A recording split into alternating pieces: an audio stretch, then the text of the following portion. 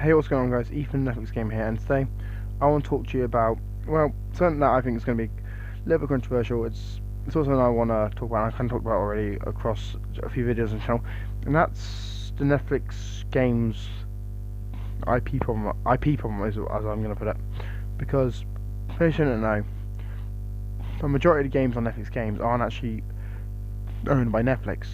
The ones that we do know are owned by Netflix are the free Stranger Things games. Oxenfree, which was made by Night School Studios, which is a studio that Netflix owns, and they had a Bacon Bash. Now, the reason we all know that those ones are theirs is because, well, the Nailed It game and the free Stranger Things games are based on Netflix shows, and Oxenfree is a game that was obviously developed by Night School Studios, which was acquired by Netflix in 2021. So, besides them, what else does Netflix really have to really make games out of? Well, they've got quite a few things. They've got stuff like BoJack Horseman.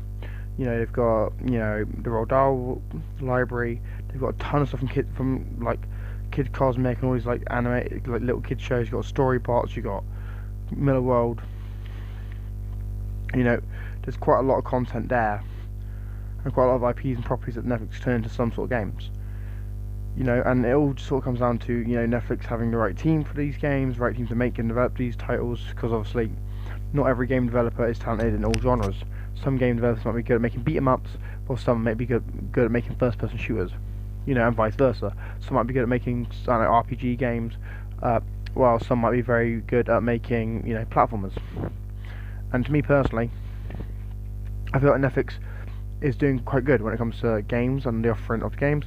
Now, my biggest criticism of Netflix games so far has been the fact that it's not available on smart TVs.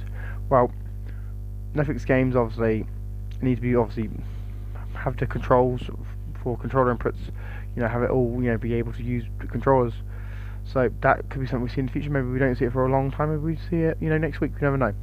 But when it comes to the actual games, the actual core of the Netflix games, you got to consider that Netflix games needs to sort of feel like a I don't know how to put it, sort of like an addition. That's an addition to what you're paying for Netflix movies and shows.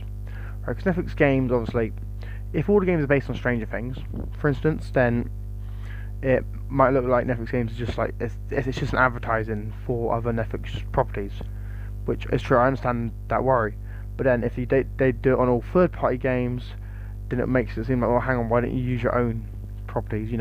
That's like if the next Xbox launched and there wasn't any Halo game, Forza or whatever, no game from Microsoft Studios on it. They still made games obviously, but there was no first party games on there. Or like PlayStation launching with no first party games and not releasing any. Or Google Stadia. Well, to be fair, they never had any first party games because they shut them all down. But yeah, and personally to me, guys, I think Netflix is a mixture of both. A mixture of games that they created, based on their own IPs, as well as new IPs that Netflix makes for gaming. They can then use cross-media promotion, cross-marketing, so like they can make comics of, they can make, TV shows of, films of, books of, and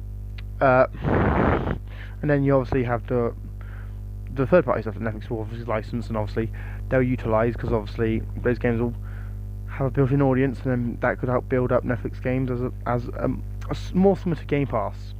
Right now, people are obviously going to make the Netflix games versus Game Pass comparison, and I will say that it depends on what you want. If you want just games, Game Pass is the better option to go with. If you want a gaming service with film and TV, though, Netflix games is obviously the one you go for. It all depends on what you want.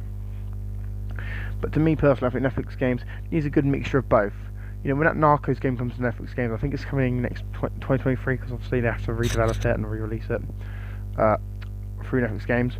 I think Netflix games could become a lot bigger. They could offer a lot more. And personally, I think they should dig deep into their IP library to see what they own and what they can make games of, and what they can make movies of, and what they can, totally do cross promotion for. I wouldn't be surprised if in a few years we see an Oxenfree animated series, whilst Netflix is like, here's Oxenfree free, Netflix games exclusive. You know what I'm saying? Anyway, guys, let me know your thoughts on this in the comments down below. Do you think Netflix games should focus on its IPs, or at least the IPs Netflix owns, or do you think they should go totally third party like Google Stadia did? Let me know your thoughts in the comments down below. If you're new here, make sure you subscribe. I put out new videos whenever I can.